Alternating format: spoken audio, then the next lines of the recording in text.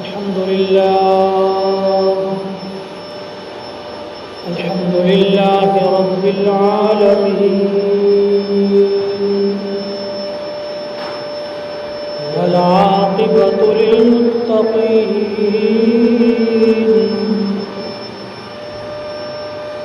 والصلاة والسلام على سيد الرسل وخاتم الأنبياء والمرسلين،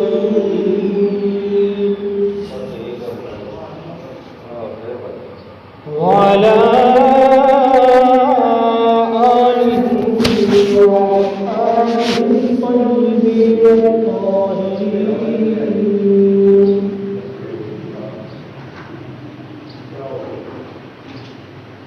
لا سيما الخلفاء الراشدين المهديين،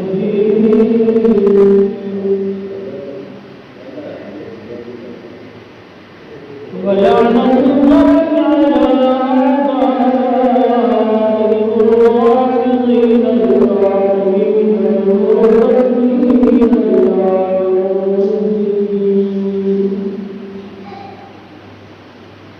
أما بعد، أعوذ بالله من الشيطان الرجيم. بسم الله الرحمن الرحيم.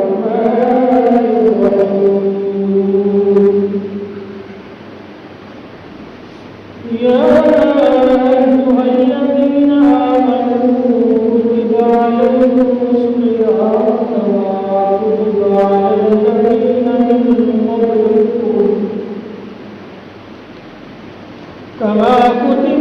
الذين من قبلكم لعلكم تتقون.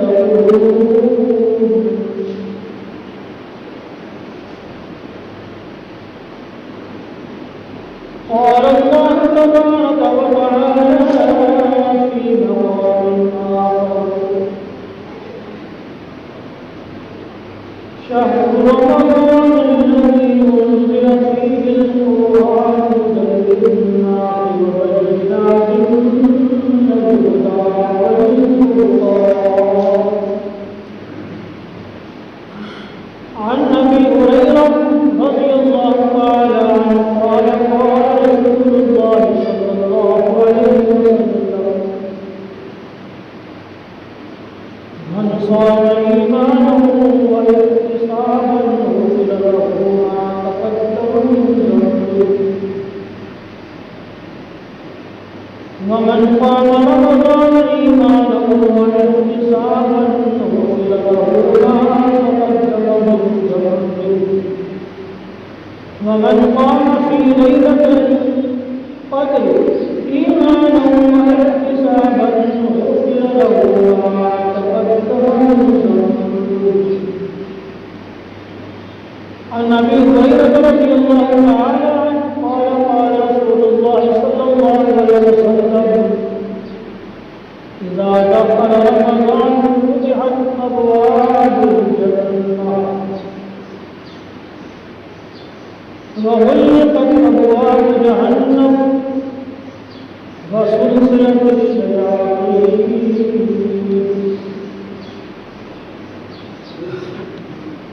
أو كما قال النبي صلى الله عليه وسلم: صدق الله العظيم وصدق رسوله النبي الكريم، ونحن على ذلك لمن الشاهدين والشاكرين، والحمد لله رب العالمين.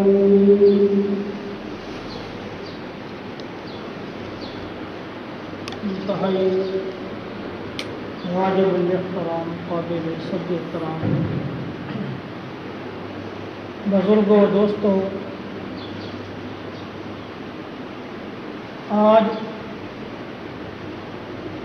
1 اپریل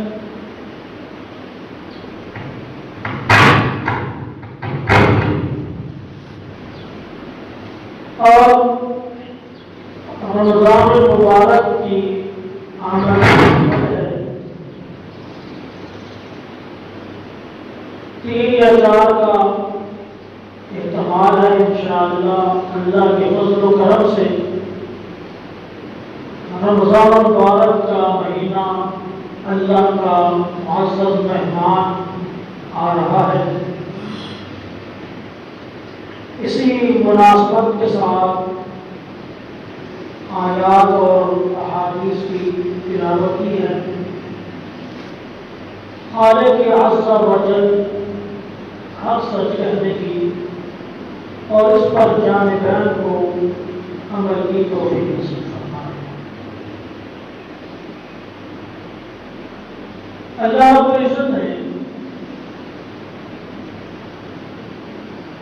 بہت ساری چیزیں بنائی ہیں، ان میں سے اللہ بعض کو بعض پر فوقیت و فضیلت عطا فرماتے ہیں۔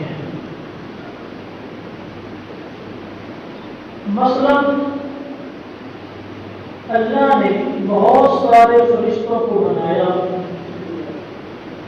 لیکن ان میں سے 4 کو چنا اور ان 4 کو باقی تمام فرشتوں پر فضیلت عطا فرمائی۔ جبرائیل و میکائیل، اسرافیل و اسرائیل علیہ السلام۔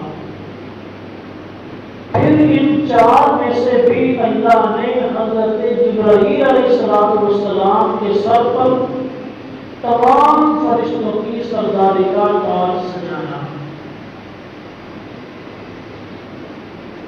اسی انداز میں خالق عز و جل نے دن بہت بنائے ہیں، ان میں سے بھی 4 کو چنا ہے۔ جمعہ کا دن ہے، عید الفطر کا دن ہے، عید الاضحیٰ کا دن ہے، یوم عرفہ کا دن ہے۔ ان 4 دنوں کو چنا اللہ نے، چن کر باقی تمام دنوں پر ان 4 دنوں کو فضیلت عطا فرمائی۔ پھر ان 4 میں سے بھی اللہ نے جمعہ کے دن پر باقی تمام دنوں کی سرداری کا تاج رکھ دیا۔ اسی انداز میں خالق لم یزل نے راتیں بہت بنائی، اور ان میں سے بھی 4 کو چنا۔ لیلۃ القدر ہے، شب برات ہے، دونوں عیدوں کی راتیں ہیں۔ پھر ان 4 راتوں میں سے اللہ نے لیلۃ القدر کے سر پر تمام راتوں کی سرداری کا تاج رکھ دیا۔ اسی انداز میں اللہ نے سال کے مہینے 12 بنائے ہیں، ان میں سے بھی 4 کو چنا۔ رجب ہے، شعبان ہے، رمضان ہے، محرم الحرام ہے، ان کو چنا اور ان 4 کو باقی تمام مہینوں پر فضیلت عطا فرمائی۔ پھر ان 4 مہینوں میں سے بھی رمضان المبارک کے سر پر اللہ نے باقی تمام مہینوں کی سرداری کا تاج رکھ دیا۔ یہ رمضان المبارک کا مہینہ تمام مہینوں میں سے اعلیٰ، افضل، برتر و بالا مہینہ ہے، اس لیے کہ خالق عز و جل نے اس مہینہ میں امت محمدیہ پر علیہ السلام روزے فرض فرمائے ہیں۔ اگر اوراد کی ورق گردانی کی جائے تو پتہ چلتا ہے کہ یہ روزہ ایسی عبادت ہے جو حضرت آدم علیہ السلام سے لے کر ہمارے خاتم النبیین صلی اللہ علیہ وآلہ وسلم تک تمام انبیاء کو، تمام امتوں کو اللہ نے عطا فرمائی۔ حضرت آدم علیہ السلام پر بھی روزے فرض، حضرت نوح علیہ السلام پر بھی فرض، حضرت داؤد علیہ السلام پر بھی فرض، سب انبیاء کرام اور ہر شریعت میں اللہ نے روزے فرض فرمائے۔ البتہ روزوں میں فرق ضرور ہے۔ سب سے پہلے پیغمبر، سب سے پہلے اللہ کے نبی حضرت آدم علیہ السلام ہیں۔ ان کو اللہ نے پیدا کیا اور حکم دیا وَلَا تَقْرَبَا هَٰذِهِ الشَّجَرَةَ کہ جنت کے تمام میوے کھاؤ، پھل کھاؤ، بس اس مخصوص درخت کے قریب نہیں جانا۔ لیکن حضرت آدم علیہ السلام نے اس درخت کا پھل کھا لیا۔ شیطان نے بتایا وَقَاسَمَهُمَا إِنِّي لَكُمَا لَمِنَ النَّاصِحِينَ، قسمیں کھائی شیطان نے کہ میں تمہارا بڑا خیر خواہ ہوں، میری مان لو، اس درخت کا پھل کھا لو گے ہمیشہ ہمیشہ کے لیے زندگی مل جائے گی۔ کھا لیا، اللہ نے اتار دیا زمین پر، حضرت حوا علیہ السلام پر بھی اتار دیا۔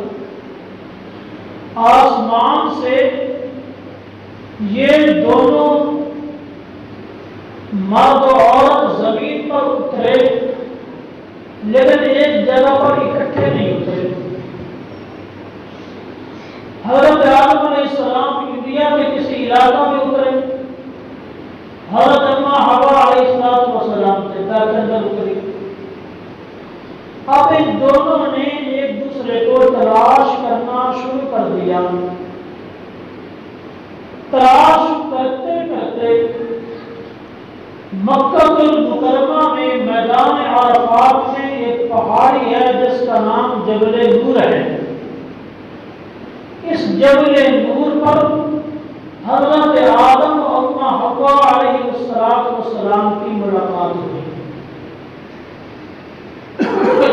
ایک دوسرے کو مل گئے تو حضرت آدم علیہ السلام ایک مرتبہ اپنا چہرہ دیکھا، چاہے آئینہ میں یا کسی جگہ پانی پر نظر آیا تو دیکھا کہ وہ حسن و جمال جو مجھے جنت میں عطا ہوا تھا وہ نہیں رہا، وہ چہرے کی رونق جو جنت میں عطا کی گئی وہ نہیں رہی۔ وہ پڑھے اللہ سے التجا کی کہ یا اللہ مجھے وہی حسن و جمال عطا فرما، وہی رونق عطا فرما جو جنت میں مجھے عطا فرمائی۔ تو اللہ تبارک و تعالی نے حکم دیا کہ اگر وہی رونق، وہی حسن و جمال چاہیے تو پھر ایام 20 یعنی اسلامی مہینوں کے لحاظ سے اس مہینہ کی 13، 14 تاریخ کا، 15 تاریخ کا روزہ رکھنا پڑے گا۔ حضرت آدم علیہ السلام نے 13 کا روزہ رکھا، آئینہ میں اپنا چہرہ دیکھا، حسن میں اضافہ نظر آیا۔ 14 کا روزہ رکھا، آئینہ میں چہرہ دیکھا تو حسن میں اور اضافہ نظر آیا۔ 15 کا روزہ رکھا، آئینہ میں چہرہ دیکھا تو حسن میں مزید اضافہ نظر آیا۔ بلکہ 15 کے دن وہی رونق، وہی حسن و جمال جو جنت میں تھا وہ دوبارہ حضرت آدم علیہ السلام کو مل گیا۔ تو اب حضرت آدم علیہ السلام بطور شکرانہ کے ہر مہینہ کی 13، 14 اور 15 تاریخ کا روزہ رکھا کرتے تھے۔ تو ہر مہینہ کے یہ 3 دن کے روزے اللہ نے حضرت آدم علیہ السلام کو عطا فرمائے۔ اور یہ 3 روزے اس امت کے لیے مسنون قرار دیے گئے۔ حضرت داؤد علیہ السلام کا روزہ کیا تھا؟ ایک دن روزہ رکھتے، ایک دن چھوڑتے، ایک دن روزہ رکھتے اور ایک دن چھوڑتے۔ وہ اپنے سال میں 6 مہینے حضرت داؤد علیہ السلام کا روزہ ہوا کرتا تھا، یہ ان کی عمر کا فرض تھا۔ اسی طرح کسی پر یوم عاشورہ کا روزہ فرض تھا، 10 محرم کا۔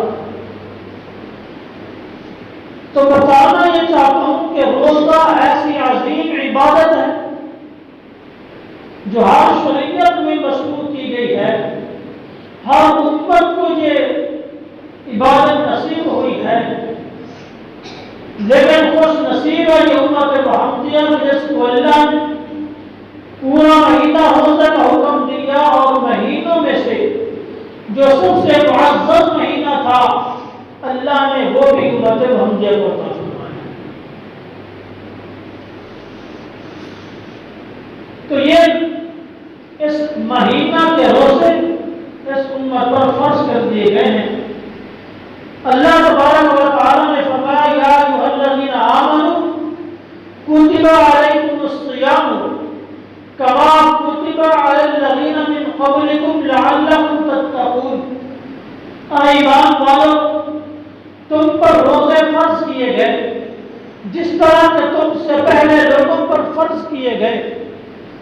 ہر عبادت کا مقصد ہوا کرتا ہے، اور ہر عبادت کا مقصد تقویٰ ہے، پرہیزگاری ہے۔ تو روزے کا مقصد بھی اللہ نے ساتھ ہی بیان فرمایا کہ لعلکم تتقون، کہ روزے میں نے تم پر اس لیے فرض کیے ہیں تاکہ تم متقی بن جاؤ، تاکہ تم پرہیزگار بن جاؤ، تمہارے دلوں کے اندر تقویٰ پیدا ہو جائے، تمہارے دلوں کے اندر خوف خدا پیدا ہو جائے۔ یہ اس روزے کا مقصد ہے۔ اور آپ صلی اللہ علیہ وسلم نے ارشاد فرمایا تخلقوا باخلاق اللہ، تخلقوا باخلاق اللہ، کہ اللہ کی عادات کو اپناؤ، اللہ کی صفات اپنے اندر پیدا کرو۔ مثال کے طور پر اللہ کی ذات کریم ہے، تو فرمایا اپنے اندر کرم والی صفت پیدا کرو کہ لوگوں پر نرمی کرو، سختی کے ساتھ پیش مت آؤ۔ اسی طرح اللہ کی صفت ہے ستار العیوب، یعنی عیبوں پر پردہ ڈالنا، تو فرمایا تخلقوا باخلاق اللہ، اے میری امت کے لوگوں تم بھی اللہ والی صفت اپناؤ، یعنی جس طرح اللہ کی ذات ستار العیوب ہے کہ وہ اپنے بندوں کے عیبوں پر پردہ ڈالتی ہے، اسی طرح اگر تمہاری نظر میں کسی مسلمان کا عیب آ جائے تم اس کو اچھالتے نہ پھرو، بلکہ تم بھی اس پر پردہ ڈالو۔ اسی انداز میں اللہ کی صفت ہے غفار الذنوب، گناہوں کو معاف کر دینا، تو فرمایا تخلقوا باخلاق اللہ، کہ میری امت کے لوگوں تم بھی اللہ کی صفت پیدا کرو کہ جس طرح کوئی شخص بڑے سے بڑا گناہ کر کے اللہ کے دروازے پہ آئے، معافی مانگے، اللہ معاف فرما دیتا ہے، اسی طرح اگر کوئی شخص تمہارے ساتھ زیادتی کرتا ہے، تمہارے ساتھ ظلم کرتا ہے، اور اپنی غلطی کا اعتراف کرتے ہوئے، اپنے جرم کا اقرار کرتے ہوئے تم سے معافی طلب کرتا ہے، تو تم بھی معاف کر دو۔ اسی انداز میں اللہ کی صفت ہے کہ وہ کھانے سے پاک ہے، وہ پینے سے پاک ہے، وہ بیوی سے پاک ہے، وہ خواہشات نفسانیہ سے پاک ہے۔ تو اسی طرح اللہ کے پیغمبر نے اپنی امت کو بھی حکم دیا تخلقوا باخلاق اللہ، کہ اللہ کی عادات و صفات کو اپناؤ، کہ جس طرح اللہ کھانے سے پاک ہے، اللہ پینے سے پاک ہے، اللہ بیوی سے پاک ہے۔ تو اے انسانوں، اے میری امت کے لوگوں، تم بھی پورا سال نہیں، صرف ایک مہینے کے بھی 24 گھنٹے نہیں، بلکہ صرف صبح صادق سے لے کر غروب شمس تک کھانے سے پاک رہو، پینے سے پاک رہو، بیوی کے قریب جانے سے پرہیز کرو کہ تم اتنا دن، ایک مہینہ کھانے سے پرہیز کرو گے، پینے سے رک جاؤ گے، بیوی کے قریب جانے سے رک جاؤ گے، تو جو کھانے اور پینے سے پاک والی صفت اللہ کے اندر موجود ہے وہ کچھ نہ کچھ تمہارے اندر بھی آ جائے گی۔ اس لیے فرمایا کہ تم پر روزے فرض کیے گئے تاکہ تمہارے دلوں کے اندر تقویٰ پیدا ہو جائے۔ تو تخلقوا باخلاق اللہ، سمجھے بات کہ جو اللہ کی صفات ہے وہ تم بھی اپناؤ۔ تو اس لیے اللہ نے روزے فرض فرمائے کہ روزے رکھیں گے تو اللہ کی یہ صفت بندوں کے اندر پیدا ہو جائے۔ اب انسان کمزور ہے، یہ ہمیشہ بھوکا نہیں رہ سکتا، اتنا کمزور ہے کہ 24 گھنٹے بھی یہ بھوک پیاس برداشت نہیں کر سکتا۔ تو اللہ نے آسانی فرمائی، صبح صادق سے لے کر غروب شمس تک صبر کر لیں۔ حدیث پاک ہے، حضرت سلمان فارسی رضی اللہ تعالیٰ، حضرت سلمان فارسی رضی اللہ تعالیٰ عنہ فرماتے ہیں کہ جب شعبان المعظم کی آخری تاریخ تھی، آپ صلی اللہ علیہ وسلم نے صحابہ کرام کو جمع فرمایا، جمع فرما کر ایک خطبہ ارشاد فرمایا، اے میری امت کے لوگوں، اے میرے صحابہ، تم پر ایک عظیم مہینہ آ رہا ہے، برکت والا مہینہ ہے، اس مہینہ کے روزے اللہ نے تم پر فرض فرما دیے، اس مہینہ کی رات کا قیام یعنی نماز تراویح کو پڑھنا تمہارے لیے نفل عبادت قرار دے دیا۔ اور پھر فرمایا کہ یہ مہینہ برکتوں اور رحمتوں والا مہینہ ہے کہ اس مہینہ میں تم فرض ادا کرو گے، تمہیں 70 فرضوں کے برابر ثواب ملے گا۔ فرمایا اس مہینہ میں نفل پڑھو گے تو تمہیں نفلوں کا ثواب فرضوں کے برابر دیا جائے گا۔ پھر فرمایا کہ یہ مہینہ صبر کا مہینہ ہے کہ تم کھانے سے صبر کرو گے، پینے سے صبر کرو گے، بیوی کے قریب جانے سے صبر کرو گے، تو یا اللہ انعام کیا ملے گا؟ فرمایا تم کھانے پینے سے صبر کرو گے، میں رب تمہیں اس صبر کے بدلے میں جنت میں مقام عطا فرماؤں گا۔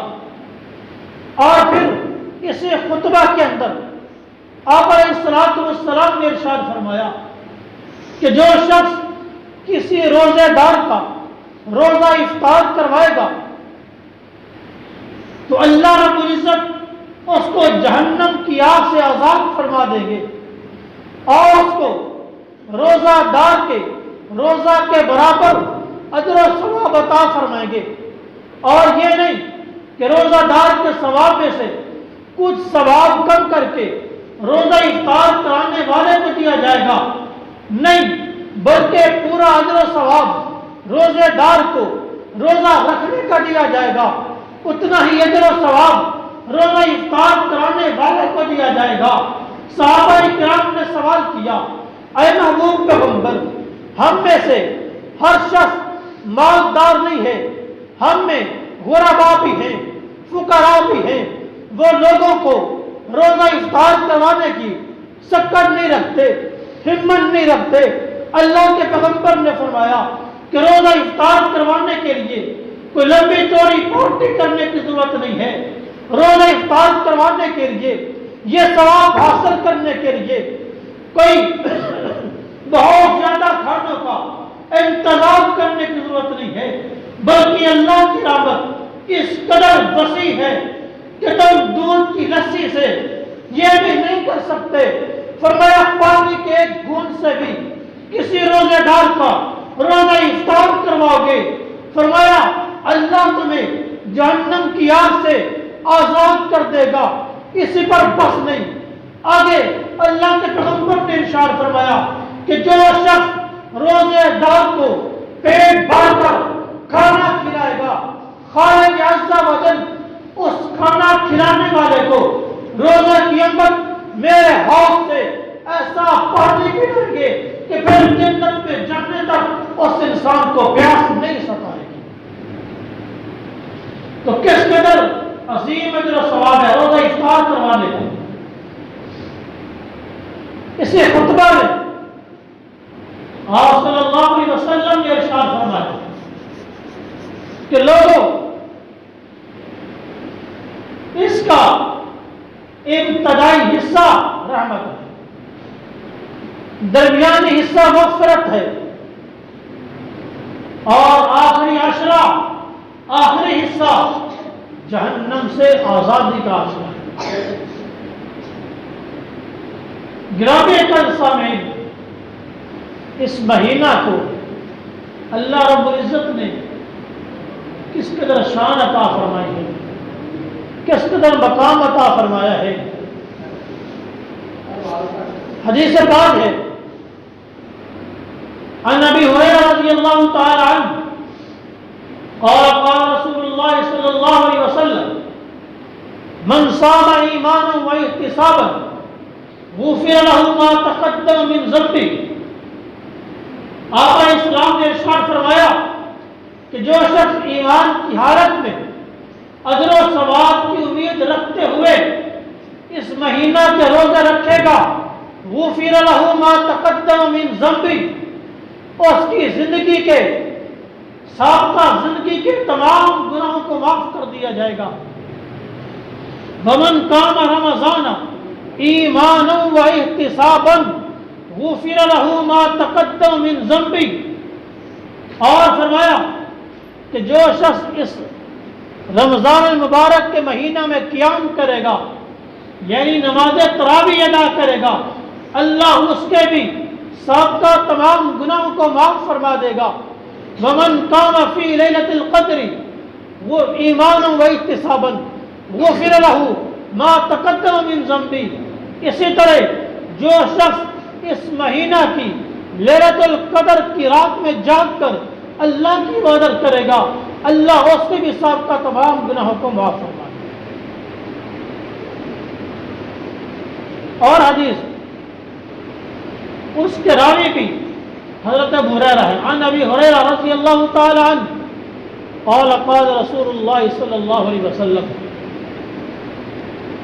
حضرت ابو ہریرہ فرماتے ہیں کہ آپ صلی اللہ علیہ وسلم نے ارشاد فرمایا اذا دخل رمضان فتحت ابواب الجنہ، فرمایا کہ جب رمضان مبارک کا مہینہ آتا ہے جنت کے تمام دروازوں کو کھول دیا جاتا ہے۔ وغلقت ابواب جہنم، اور جہنم کے تمام دروازوں کو بند کر دیا جاتا ہے۔ وسلسلت الشیاطین، اور تمام جنات و شیاطین کو باندھ دیا جاتا ہے، جکڑ دیا جاتا ہے۔ یہی وجہ ہے کہ جب رمضان کا مہینہ آتا ہے بے نمازی نظر آتے ہیں، جنہوں نے پورا سال قرآن کھول کر نہیں دیکھا وہ بھی قرآن کی تلاوت کرتے ہوئے نظر آتے ہیں، اور جو ڈاکہ زنی کرتے ہیں، شراب پیتے ہیں، کوئی بھی گناہ کا کام کرتے ہیں، رمضان کی مبارک گھڑیوں میں وہ بھی اپنے گناہوں سے باز آ جاتے ہیں۔ یہ کس چیز کا نتیجہ ہے؟ شیاطین کو جکڑ دینے کا نتیجہ ہے۔ اور ایک روایت میں فرمایا کہ ابواب الرحمہ، کہ اللہ رمضان مبارک کا مہینہ داخل ہونے کی وجہ سے رحمت کے تمام دروازوں کو کھول دیا۔ ایک اور حدیث پاک میں آپ صلی اللہ علیہ وسلم نے ارشاد فرمایا اذا دخل رمضان غلقت ابواب جہنم فلم یفتح منہ باب، فرمایا کہ جب رمضان مبارک کا مہینہ آتا ہے جہنم کے تمام دروازے بند کر دیے جاتے ہیں، کوئی دروازہ کھلا نہیں ہوتا، اور فتحت ابواب الجنہ فلم یغلق منہا باب، جنت کے تمام دروازے کھول دیے جاتے ہیں، کوئی دروازہ بند نہیں ہوتا۔ وصفیت الشیاطین ومرض الجن، اور تمام شیاطین اور سرکش جنات کو جکڑ دیا جاتا ہے، اور وَيُنَادِي الْمُنَادِي يَا بَاغِيَ الْخَيْرِ اقْبِلْ وَيَا بَاغِيَ الشَّرِّ اقْصِرْ، اللہ کا منادی روزانہ اعلان کرتا ہے، اے خیر کا طالب، اے نیکی کی طالب، ذرا نیکی کی طرف قدم بڑھا کے آ، اور اے شر کو پھیلانے والے، اے شر کے طالب اپنے قدموں کو روک دے، مبارک مہینہ آ چکا ہے۔ اور فرمایا وَلِلَّهِ يُتَقَوْا مِنَ النَّارِ وَذَلِكَ كُلَّ لَيْلَةٍ، کہ ہر رات اللہ تبارک و تعالی بہت سارے مسلمان بندوں کو جہنم سے آزاد فرما دیتے ہیں۔ کس قدر عظیم مہینہ ہے، کس قدر رحمت والا مہینہ، کہ رمضان کی ہر رات میں کثیر تعداد میں مسلمانوں کی مغفرت کر دی جاتی ہے۔ لیکن یہ خوشخبریاں، یہ فضائل و مناقب انہی لوگوں کے لیے ہیں جو رمضان کی رحمتیں برکتیں لوٹنے کے لیے اللہ کے گھر کو آباد کرتے ہیں، جو روزہ رکھتے ہیں۔ اب ایک شخص خیر کا طالب ہی نہیں ہے، رمضان مبارک آیا اور اس کو علم ہی نہیں، اس کی مزاج میں، اس کی زندگی میں تبدیلی نہیں آئی، اس کے لیے پھر یہ فضائل بھی نہیں ہے۔ وہ اس انسان نے خود اپنے آپ کو اللہ کی رحمت سے محروم کر دیا۔ جو اللہ کی رحمت کا طالب ہی نہیں ہے، اس کی تو رحمت تو نہیں ہے۔ طلب تو اللہ کو دکھانی پڑتی ہے۔ اس لیے اس کی ابھی سے کیا ہوا، رمضان مبارک کا مہینہ تو آ چکا ہے، تیاری فرمائیں، اپنے معمولات کے اندر، اپنی مشغولیات کے اندر، کاروبار کے اندر کمی لائیں۔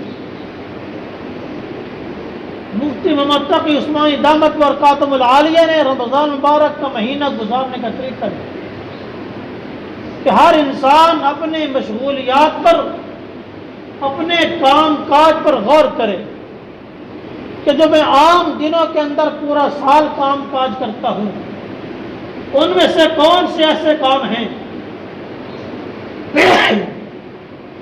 کہ اگر ان کاموں کو میں چھوڑ دوں تو مجھے کوئی حد لازم نہیں آتا، ایک مہینہ میرا آرام سے گزر سکتا ہے۔ تو اگر تو معمولات میں، کام کاج میں کوئی کام ایسا ہے کہ اگر اس کو چھوڑ دو تو گزارا ہو جاتا ہے، فرمایا اس کام کو تو بالکل چھوڑ دو۔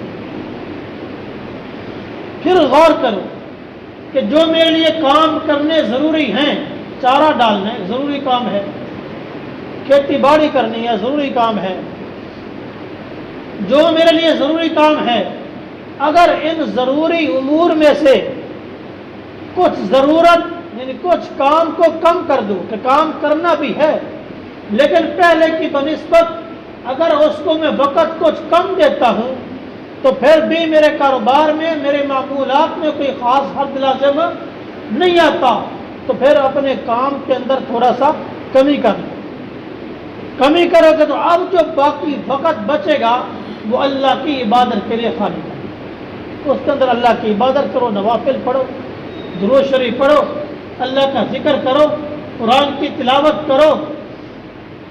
تو یہ ہے رمضان مبارک کے گزارنے کا ایک بہترین طریقہ۔ ابھی اسے غور کرو کہ میں نے رمضان مبارک کے مہینہ میں اپنے کاموں کے اندر، مشغولیات کے اندر کمی کرنی ہے۔ اشتہا دکان کھولتے ہیں تو عصر تک کھول لیں، اللہ اس کے اندر برکت عطا فرمائے، باقی جو وقت بچے اس کو اللہ کی عبادت کے اندر گزار لے۔ آپ علیہ السلام نے فرمایا، بلکہ جبریل علیہ السلام نے بد دعا کی ہے، وہ شخص تباہ و برباد ہو جائے جس کی زندگی میں رمضان مبارک آئے اور وہ اپنی مغفرت نہ کروا سکے۔ اتنی رحمتوں والا مہینہ اور اس کے باوجود ہماری مغفرت نہ ہو تو یہ ہماری اپنی ہی کم بختی ہے، بد نصیبی ہے۔ تو انشاءاللہ روزے رکھنے ہیں، کہہ دو انشاءاللہ روزے رکھنے ہیں۔ نمازیں تو ہر دن پورا سال ہے، اور نماز تراویح بھی ادا انشاءاللہ کرنی ہے۔ اور کتنی پڑھنی ہے؟ 20۔ دیکھو سال کے بعد رمضان مبارک کا مہینہ آتا ہے، اگر ایک گھنٹہ میں نماز عشاء مکمل، سنتوں وتر سمے، اور 20 تراویح سپارہ سوا سپارہ ایک گھنٹہ کے اندر پورا ہو جاتا ہے، تو سال کے بعد رمضان مبارک میں 1 گھنٹہ دینا کون سا مشکل ہے؟ اس لیے جو 8 والے احباب ہیں ہمارے بھائی، ان سے دستبستہ گزارش کروں گا کہ نیت کر لیں، روزانہ 20 تراویح پڑھیں گے اور اس طرح پورا قرآن پاک سننے کی سعادت حاصل کر لیں گے۔ ظاہر بات جس نے 8 پڑھنی ہے تو 8 میں سوا پاؤ یا 10 پارہ جو پڑھا جائے گا تو باقی تو چھوٹ جائے گا نا۔ تو سال کے بعد ایک ختم قرآن ہم کانوں سے نہ سن سکے، کتنی بڑی محرومی والی بات ہے۔ اور نظم و ضبط لے کر پوری قوت برداشت کے ساتھ تراویح ادا کرنے کے لیے آتا ہے۔ رکوع و سجدہ میں جا کرنا سبحان ربی العظیم سبحان ربی العظیم مشین نہیں چلانی ہے، سبحان ربی العظیم سبحان ربی الاعلیٰ۔ اتنے مبارک الفاظ ہیں کہ اللہ نے ان الفاظ کو ادا کرنے کا حکم سجدہ میں دیا ہے۔ ہم کہیں کہ بھائی امام بھی اور ہم بھی جو مشین چلائیں اور رکوع سے جلدی سے ادا کریں، الحمدللہ میری پہلے دن سے عادت ہے، تراویح ہے سپارہ پڑھنا ہے چاہے سوا سپارہ پڑھنا ہے، منظر ٹیک کر پڑھنی ہے، لفظ سمجھ آئے، رکوع سجدہ چلو کچھ کمی، لیکن اس طرح کرنا ہے کہ سبحان ربی العظیم سبحان ربی الاعلیٰ الفاظ صحیح ادا ہوں۔ اللہ کی عبادت ہے نا، تو کھیل تماشا تو نہیں ہے، اللہ کی عبادت ہے، تو اس لیے جو ہے پوری جو ہے نا نیت کر کے کہ ہم نے جو ہے تراویح ادا کرنی ہے، سکون کے ساتھ ادا کرنی ہے، قرآن سننا ہے، یہ تم نیت کر کے آگے اللہ تبارک و تعالی ہمت عطا فرمائے گا۔ روزے بھی مکمل رکھنے ہیں، نماز تراویح پوری 20 ادا کرنی ہے، باقی جو معمولات ہیں پورے کرنے ہیں۔ اللہ تبارک و تعالی عمل کی توفیق نصیب فرمائے۔ وآخر دعوانا الحمدللہ۔